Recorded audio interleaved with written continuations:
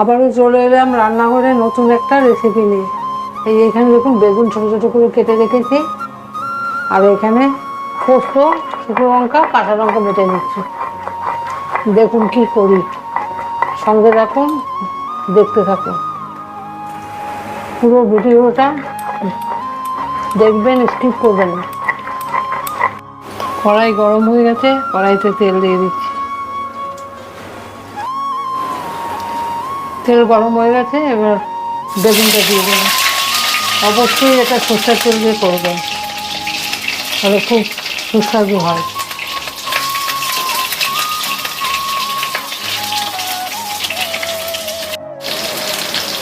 বেগুনটা এইভাবে ভেজে নেব।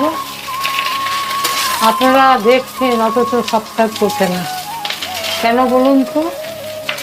রান্না পছন্দ হচ্ছে না? তাহলে কমেন্টে জানাবেন। ভিউ হচ্ছে অথচ সাবস্ক্রাইবার বাড়ছে না, এটাখানে তো আশা আপনাদের কাছে করতেই পারে। বেগুনটা ভাজা হয়ে গেছে, এবার নামিয়ে নেব।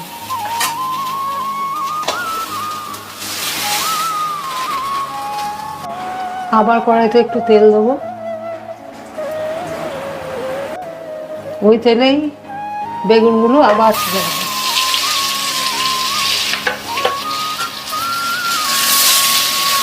যেভাবে করছি এইভাবেই করবেন আপনারা।